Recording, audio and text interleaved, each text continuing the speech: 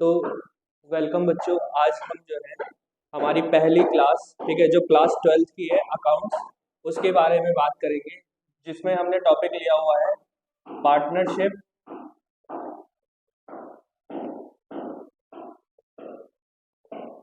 Introduction. देखिए, इस chapter में जो है हम पार्टनरशिप से थ्योरेटिकल रिलेटेड चैप्टर्स के थ्योरी के बारे में पढ़ेंगे और इसके प्रैक्टिकल्स की वीडियोस अलग से आएंगी। ठीक है, पहले सिर्फ हम थ्योरी से रिलेटेड कॉन्सेप्ट्स को पढ़ेंगे कि थ्योरी में क्या क्या पूछा जा सकता है। ठीक है, साथ ही साथ हम इसके प्रैक्टिकल्स के क्वेश्चन भी करेंगे, जिनके लिए आपको सेपरेट वीडियोस मिल जाएगी। साथ ही मैं इसके चैनल की प्लेलिस्ट भी बना दूंगा कि आप चैप्टर वाइज सारे वीडियोस को एक साथ देख सको। तो सबसे पहले हम बात कर लेते हैं कि भाई पार्टनरशिप क्या होता है। तो पार्टनरशिप जो है एक ऐसा रिलेशन है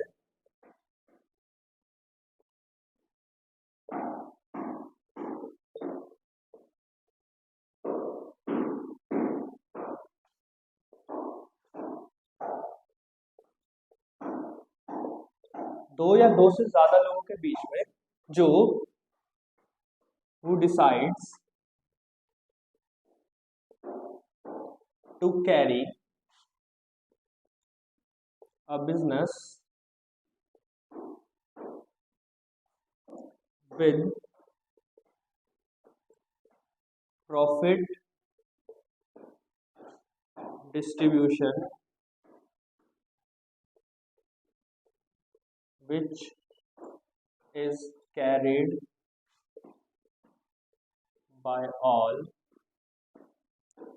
or any of them acting for all। देखिए, पार्टनरशिप क्या होता है? एक ऐसा रिलेशन जो दो या दो से ज्यादा लोगों के बीच में होता है, जिसमें वो एक बिजनेस करने की बात कर रहे हैं जिस और प्रॉफिट बांटेंगे, और वो बिजनेस जो है या तो सब लोग मिलके चला सकते हैं या कोई एक सबके नाम पर चला सकता है। ठीक है, अब इस पार्टनरशिप के डेफिनेशन को जो है हमें बता रखा है इंडियन पार्टनरशिप एक्ट 1932 में। इस पार्टनरशिप की डेफिनेशन के बारे में कहाँ बताया गया है? इंडियन पार्टनरशिप एक्ट 1932 में, जिसको अब अब्सॉर्ब कर लिया गया है इंडियन कंपनी एक्ट 2013 द्वारा। ठीक है, यानी अगर आपसे सिर्फ पार्टनरशिप का एक्ट पूछता है तो आप उसको 1932 बताएंगे, इंडियन पार्टनरशिप एक्ट 1932। लेकिन अब ये इंडियन पार्टनरशिप एक्ट जो है उसको अब्सॉर्ब कर लिया गया है कंपनी एक्ट द्वारा, जो 2013 में लागू किया गया था। ठीक है, अगर आप लोगों को इसको लिखना है तो आप वीडियो पॉज करके लिख सकते हैं, वरना मैं आगे आप लोगों को कॉन्सेप्ट बताने लगूँ।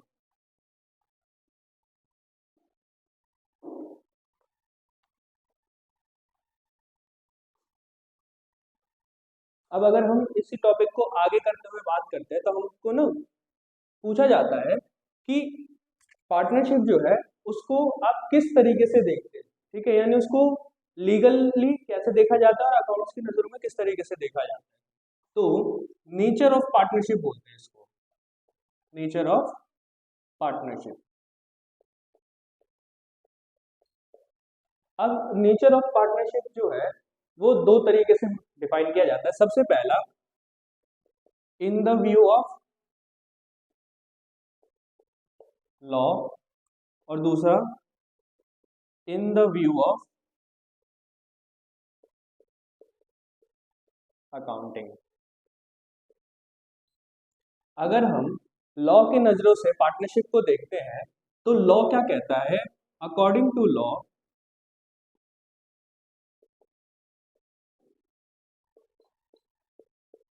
Partnership and partners are one entity.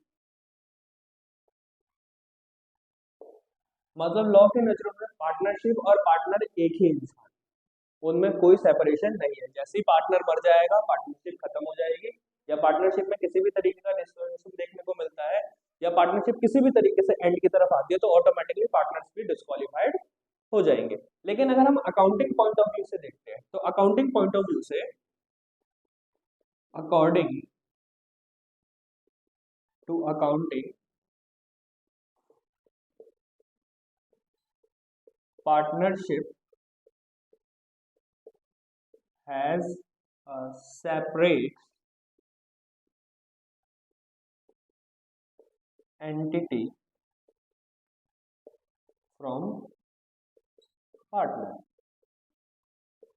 यानी अगर हम अकाउंटिंग पॉइंट ऑफ व्यू से देखते हैं तो पार्टनरशिप अलग होती है और पार्टनर्स अलग होते हैं। ये दो अलग अलग एंटिटीज होती है। एंटिटीज का मतलब क्या होता है?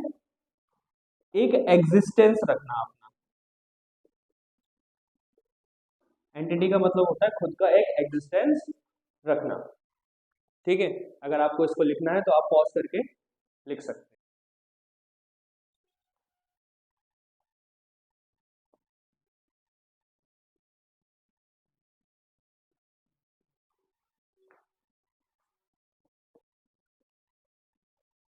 अब हम लोग जो है थ्रू आउट द चैप्टर कुछ वर्ड्स या कुछ पॉइंट्स को बार बार रिपीट करेंगे, उन वर्ड्स और पॉइंट्स के बारे में जान लेते हैं, जिसमें से सबसे पहला वर्ड आता है हमारा पार्टनर। ठीक है, पार्टनर क्या होता है? ही और she is a person who is engaged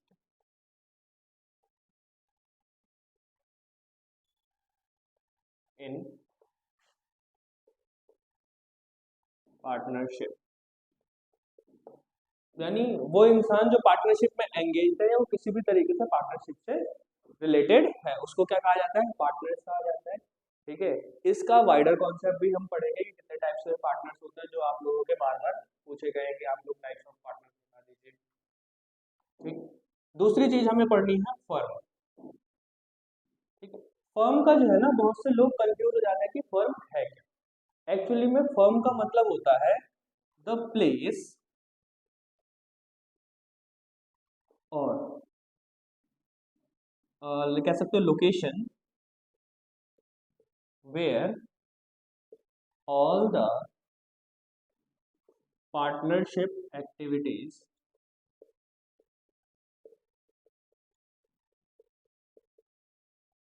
happens.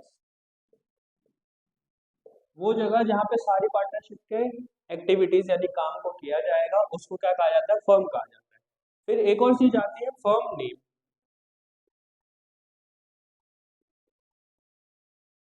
ठीक है, तो फर्म नेम क्या होता है?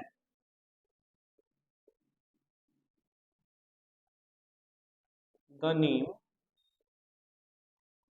ऑन विच फर्म वर्क्स और डू देयर बिजनेस एक्टिविटी।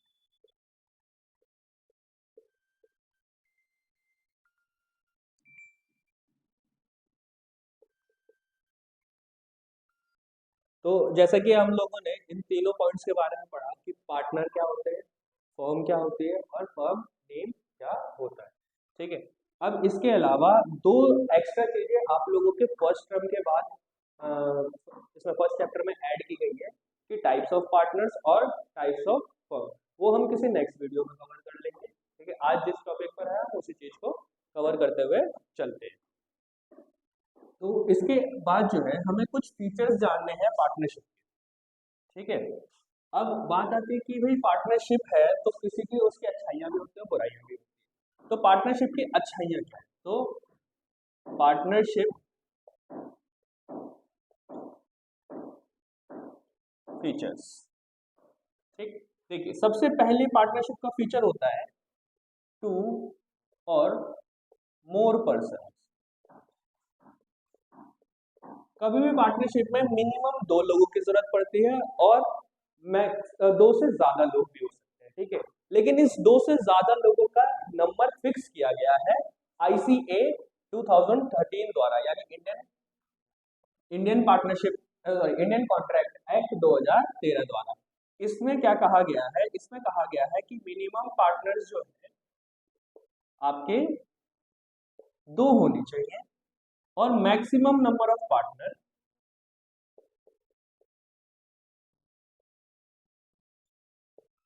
वो 50 से ज्यादा नहीं। ठीक है, ये लिमिट सेट की गई है, लिमिट सेट बाय ICA 2013 यानी इंडियन कंपनीज एक्ट 2013। ठीक, उसके अलावा जब किसी पर्सन को आप पार्टनर बनाएंगे तो उसको पार्टनर बनने के लिए ना कुछ क्राइटेरियाज को फॉलो करना पड़ता है। तो वो क्राइटेरियाज क्या होते हैं? ठीक, कि फॉलोइंग पर्संस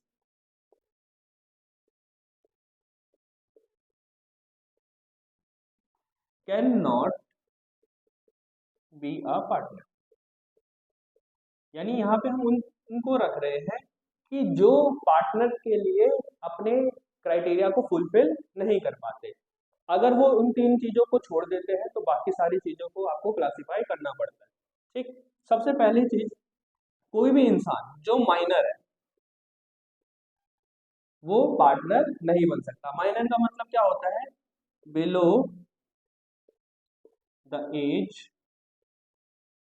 18, मतलब 18 साल से छोटे इंसान को आप पार्टनर नहीं बना सकते। ठीक है, लेकिन अगर ये कुछ कंडीशन में बेनिफिशियरी बनता है, ठीक है, पार्टनरशिप का कोई एक ऐसा क्लॉ बना रखा है आपने, वो आपने पार्टनरशिप डीड में लिख रखा है कि किसी पार्टनर के मरने के बाद या किसी पार्टनर के सडनली रिटायरमेंट पे या कुछ भी होने पर, मिसहैपनिंग होने पर उसका बच्चा, ठीक है, या उसका बेटा हो चाहे बेटी हो, वो ऑटोमेटिकली कंपनी का पार्टनर बन जाएगा। तो उस कंडीशन में उसको पार्टनर बनाया जा सकता है, लेकिन वो सिर्फ फायदे के लिए ही जुड़ा रहेगा। अगर कंपनी को किसी भी तरीके का लॉस होता है तो वो उस लॉस में हिस्सेदारी नहीं रखेगा। तो यहाँ पे मैं लिख देता हूँ कि can be a partner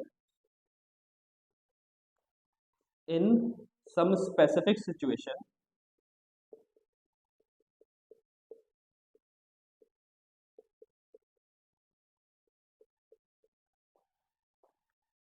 but only for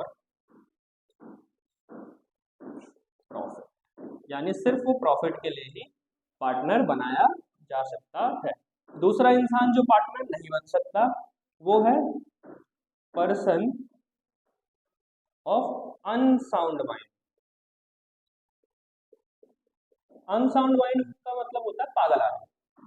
कोई भी इंसान जो मेंटली इल है यानी पागल है, ठीक है, उसको भी पार्टनर नहीं बनाया जा सकता क्योंकि वो कॉन्ट्रैक्ट बनाने के लिए इलीगल होता है या वो क्वालिफाई नहीं कर पाता।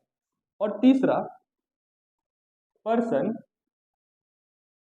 Disqualified by law. अगर किसी भी पर्सन को किसी भी तरीके से लॉ ने यानी देश के कानून ने डिस्क्वालीफाई कर दिया है तो वो भी पार्टनर नहीं बन सकता है।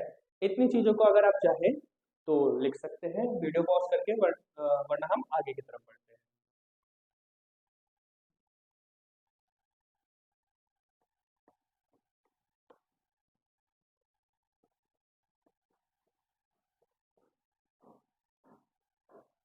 पार्टनरशिप का दूसरा जो फीचर होता है, जो हमें डेफिनेशन में भी बताया गया है, कि कैरी अ बिजनेस, यानी उन्हें कुछ बिजनेस करना है। अब भाई बहुत से लोगों के मन में आएगा कि बिजनेस तो कुछ भी हो सकता है। तो बिजनेस कुछ भी नहीं हो सकता। वो बिजनेस जो भी आप बिजनेस करना चाहते हो, it can be only legal business. यानी आपको सिर्फ वही काम करना है जो लीगल है, यानी उसमें किसी भी तरीके का क्रिमिनल ऑफेंस या क्रिमिनल प्रोसीजर्स शामिल नहीं होने चाहिए। ठीक है, जैसे कि अगर आप क्या कहते हैं तम्बाकू का बिजनेस करना चाहते हो तो तम्बाकू का बिजनेस करने के लिए आपको गवर्नमेंट से लाइसेंस लेना पड़ता है। अगर आप गवर्नमेंट से लाइसेंस नहीं लेकर अपना बिजनेस करते तो वो एक इलीगल एक्टिविटी हो जाएगी, जिसके बाद आपकी पार्टनरशिप को डिस्क्वालीफाई किया जा सकता है। इनफैक्ट आपके ऊपर केस भी किए जा सकते हैं। तीसरी चीज जो है, प्रॉफिट मोटिव होना चाहिए। कि कोई भी काम किसके लिए किया जाता है? प्रॉफिट के लिए किया जाता है।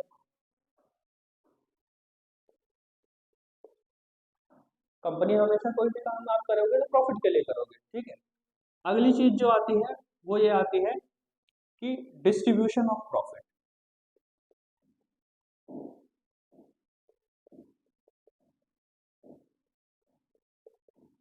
आपको प्रॉफिट का डिस्ट्रीब्यूशन ही करना है। ऐसा नहीं है कि आपने सिर्फ प्रॉफिट कमा लिया और उसको कंपनी के अंदर रखा है, उस प्रॉफिट का डिस्ट्रीब्यूशन भी होना चाहिए, यानी जितने भी पार्टनर्स हैं उनके बीच में बंटवारा भी होते रहना चाहिए।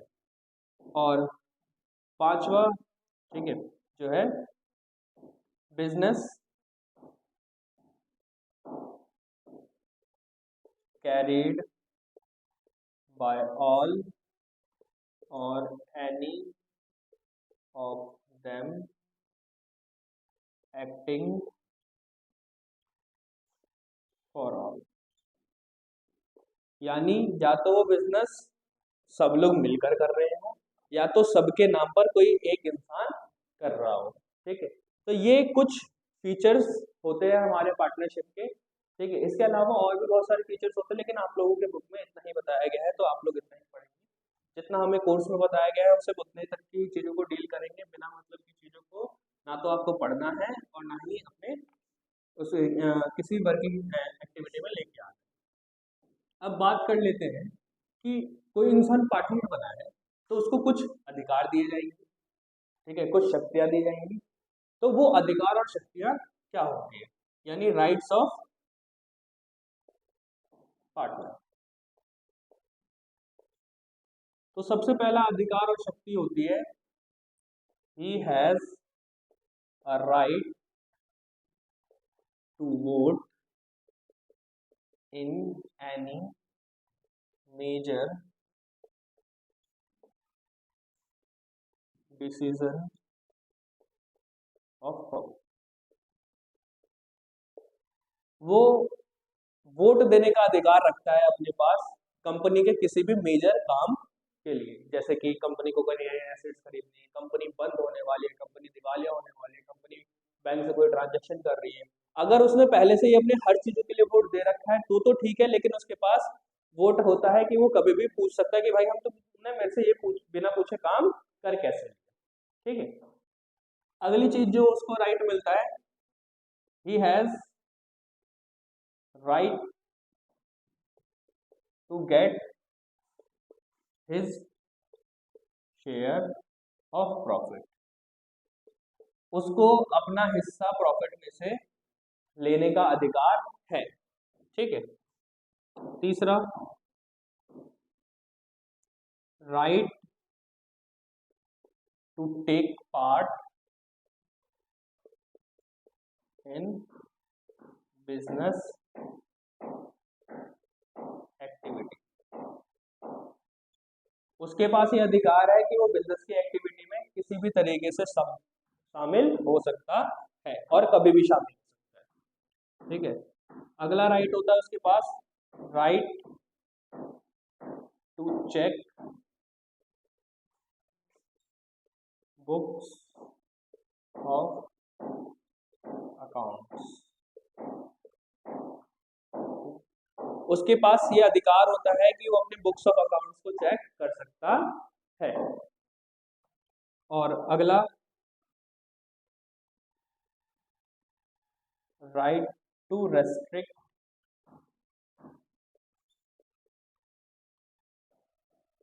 New partner admission. एक पार्टनर के पास ये भी अधिकार होता है कि वो किसी नए पार्टनर को आने से मना कर सकता है या एक नए पार्टनर को कंपनी में ला सकता है। तो ये 5 मेजर राइट्स होते हैं किसी भी पार्टनर के पास। ठीक है, इसको अगर आप लिखना चाहते हैं तो आप वीडियो पॉज करके लिख सकते हैं, वरना हम आगे बढ़ते हैं।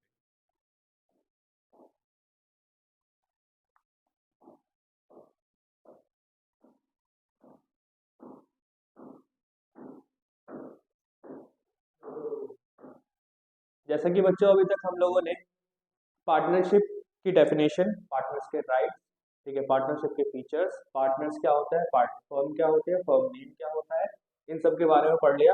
और साथ ही साथ हमने ये पढ़ लिया कि पार्टनर्स का एक्ट कौन सा होता है। जैसे कि मैंने आपको बताया था कि पार्टनर का एक्ट होता है पार्टनरशिप एक्ट 1932, जिसको ऑब्जर्व कर लिया गया है इंडियन कंपनी एक्ट 2013 द्वारा, लेकिन उसका पार्टनरशिप के एक्ट की अभी भी खुद की सेपरेट एग्जिस्टेंस है। ठीक है, अब हम बात कर लेते हैं कि एक क्वेश्चन आता है कि इज रजिस्ट्रेशन ऑफ पार्टनरशिप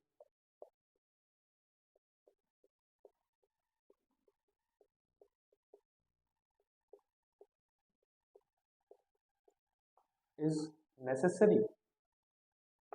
देखिए, क्वेश्चन है कि क्या पार्टनरशिप का रजिस्ट्रेशन जरूरी होता है। ठीक है, तो इसका जवाब है नहीं, no. We can run a partnership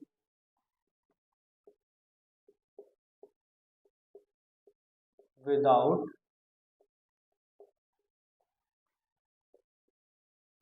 registration. ठीक है, देखिए, हम जो है एक पार्टनरशिप को बिना रजिस्ट्रेशन के चला सकते हैं। ठीक है, अब ये बिना रजिस्ट्रेशन के चला सकते हैं, तो वो किस तरीके से चलाते हैं। तो मैंने आपको बताया था कि पार्टनरशिप जो है इज अ म्यूचुअल रिलेशन। ये एक म्यूचुअल रिलेशन होता है। म्यूचुअल रिलेशन का मतलब क्या है कि जितने भी पार्टनर्स एक साथ मिलकर काम करने की सोचते हैं, वो एक दूसरे पर भरोसा करके आते हैं। अब ये म्यूचुअल रिलेशन बनाने के लिए ना, ये दो तरीके से एग्रीमेंट को फॉर्म करते हैं। किसको फॉर्म करते हैं? एग्रीमेंट को। अब ये एग्रीमेंट जो है दो तरीके का होता है। पहला होता है ओरल और दूसरा होता है रिटन। अगर कभी भी ओरल एग्रीमेंट होता है तो ये एक अनरजिस्टर्ड फर्म मानी जाती है,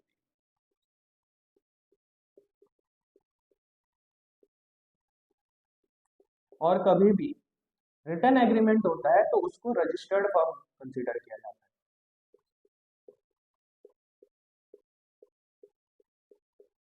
अब ये जो रिटर्न एग्रीमेंट है, जो एक रजिस्टर्ड फर्म को डिनोट करता है, इसी रिटर्न एग्रीमेंट को हम कहते हैं पार्टनरशिप डीड।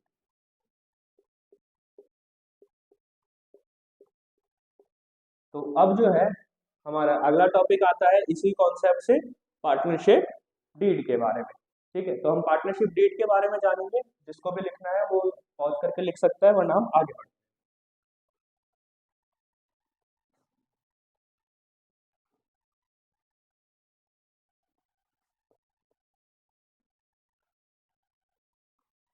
तो बात करते हैं पार्टनरशिप डीड के बारे में।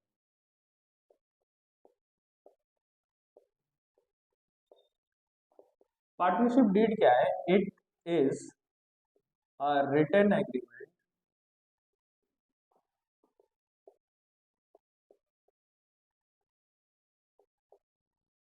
which contains all the terms and conditions of a partnership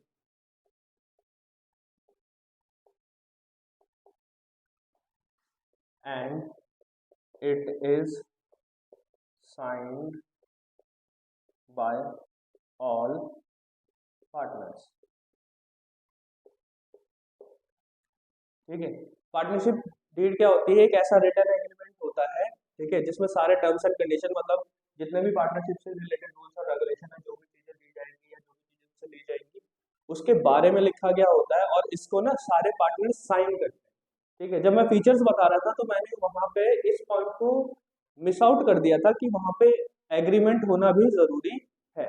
ठीक है, तो जब मैं आपको पार्टनरशिप का फीचर बता रहा था तो वहां पे आप लिख सकते हैं कि पार्टनरशिप का एक फीचर ये भी होता है कि आपको एक एग्रीमेंट बनाना जरूरी होता है। वो एग्रीमेंट ओरल और वर्बल, मतलब ओरल और वर्बल और रिटन दोनों वेज में हो सकता है। अगर ओरल होता है या वर्बल होता है तो उसको क्या कहते हैं? अनरजिस्टर्ड फॉर्म कंसीडर किया जाता है, और अगर रिटन होता है तो उसको नाम दिया जाता है पार्टनरशिप डीड, और ये एक रजिस्टर्ड फॉर्म की निशानी होती है। इस पार्टनरशिप डीड को सारे पार्टनर्स साइन करते हैं। अब कुछ मेजर कंटेंट्स जो पार्टनरशिप डीड में देखने को मिलते हैं।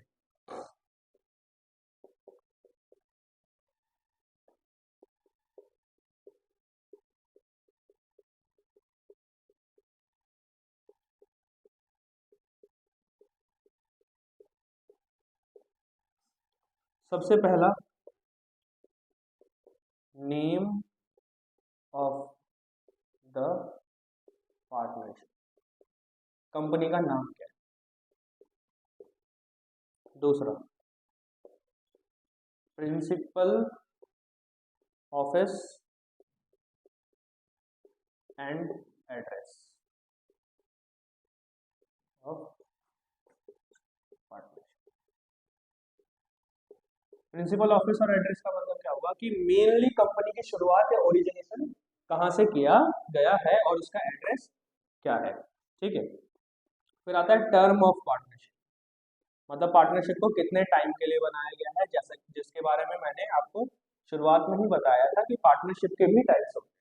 ठीक है, उसको भी हम किसी दूसरी वीडियो में कवर करेंगे। ठीक है, वो भी पहले चैप्टर का ही पार्ट है, लेकिन इस पार्ट में हम उसको इंक्लूड नहीं कर रहे हैं। अगली चीज आती है नेम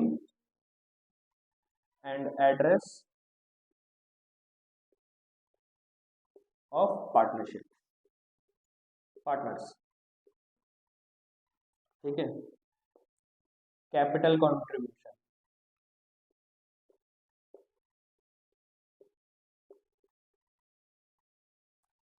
फिर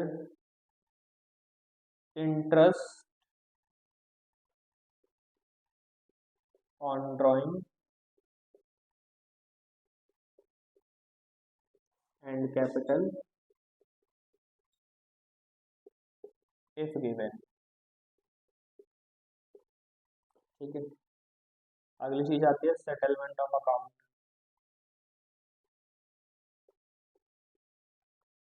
अगर कंपनी बंद होती है तो अकाउंट्स को कैसे सेटल किया जाएगा। Retirement and death related terms, कि अगर कोई पार्टनर रिटायर हो जाता है या डेथ कर जाता है तो उस कंडीशन में क्या पार्टनरशिप एंड हो जाएगी या पार्टनरशिप चलती रहेगी। ठीक है, उसके बाद गुडविल वैल्यूएशन,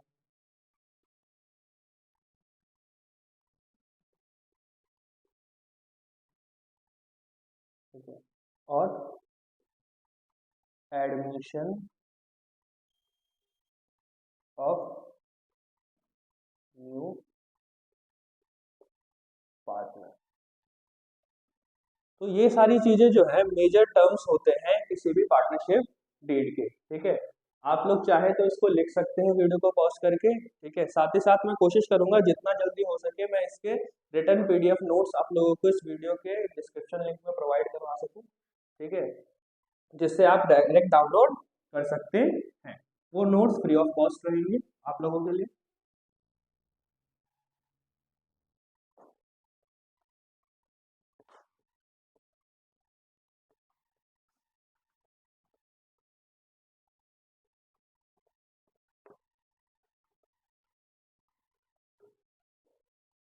ठीक है, अब एक क्वेश्चन ये आता है कि भाई पार्टनरशिप डीड में है तो वो सारी चीजें हैं, लेकिन अगर कभी पार्टनरशिप डीड अपसेंट हो या साइलेंट हो तो क्या होगा। व्हेन एग्रीमेंट इज ओरल और पीडी यानी पार्टनरशिप डीड इज साइलेंट, यानी या तो एग्रीमेंट ओरल बनाया गया है या तो पार्टनरशिप डीड के बारे में कोई भी मेंशन नहीं किया गया है। तो सबसे पहली चीज जो होगी इस कंडीशन में, नो इंटरेस्ट ऑन कैपिटल और drawing is given. Interest on capital और इंटरेस्ट ऑन ड्राइंग नहीं दिया जाएगा। दूसरी चीज, प्रॉफिट डिस्ट्रीब्यूटेड इक्वली, प्रॉफिट को इक्वली बांटा जाएगा। ठीक है, तीसरी चीज, no lawsuit can be filed, ठीक है, कोई भी इंसान कंपनी के ऊपर केस नहीं कर सकता, कोई भी पार्टनर कंपनी के ऊपर केस नहीं कर सकता, कोई भी हम लोग किसी दूसरी कंपनी के ऊपर केस फाइल नहीं कर सकते, लॉ सूट नहीं हो सकते। ठीक है, अगली चीज आती है interest on loan by partner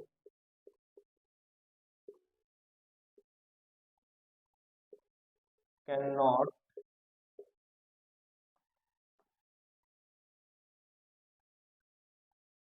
be more than 6% per annum.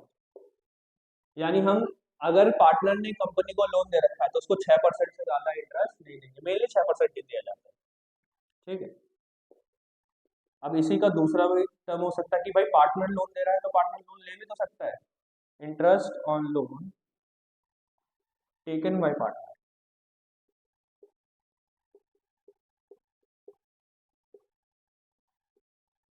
Can not be charge. यानी अगर पार्टनर ने लोन ले रखा है तो उस पर इंटरेस्ट को चार्ज नहीं किया जा सकता without the consent of all partners. No new partner can be added. जब तक सारे पार्टनर्स हाँ नहीं बोलेंगे किसी भी नए पार्टनर को कंपनी में शामिल नहीं किया जा सकता। ठीक है, नो एक्स्ट्रा बेनिफिट्स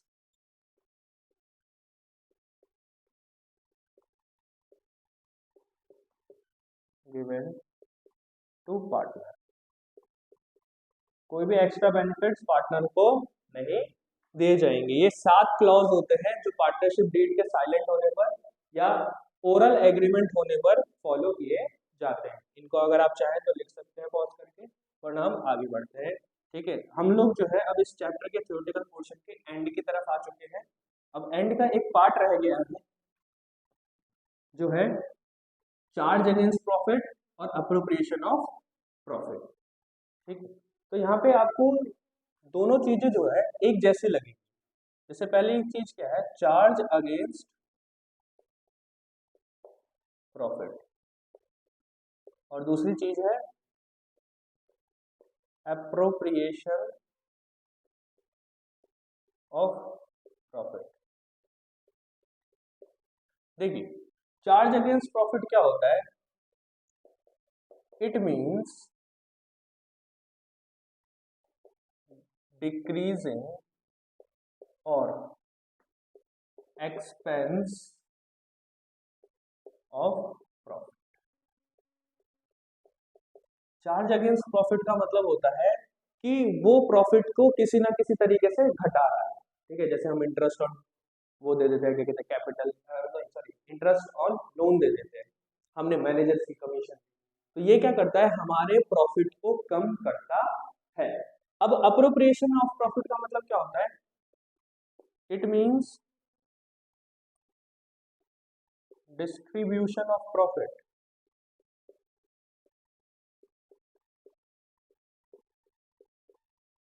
और वो भी mainly net profit. Appropriation of profit का मतलब होता है प्रॉफिट को बांटना, कि पार्टनर्स जो है अपने प्रॉफिट को किस तरीके से बांटते हैं, वो भी एग्जैक्टली नेट प्रॉफिट होना चाहिए जिसमें से ये सारे एक्सपेंसेस को माइनस कर दिया गया है। ठीक है, अब इसके अलावा हमारा फर्स्ट चैप्टर में कोई भी थ्योरेटिकल पोर्शन नहीं बचता, बाकी सारा बचता है हमारा रिलेटेड है प्रैक्टिकल से। ठीक है, जिसको हम किसी और वीडियो में कवर करेंगे। रह गया टाइप्स ऑफ पार्टनर और टाइप्स ऑफ पार्टनरशिप के बारे में, तो वो आपको नेक्स्ट वीडियो में मिल जाएगी जो इस वीडियो के 3 दिन के बाद है, इस वीडियो के अपलोड होने के 3 दिन के बाद। और शुरुआत में जो भी नॉइज आई है हमारी वीडियो में, आप उसको प्लीज इग्नोर कीजिएगा, क्योंकि बगल दूसरे वाले रूम में, ठीक है, बगल वाली बिल्डिंग में काम चल रहा है, इस वजह से वो साउंड आ रहे हैं। Thank you.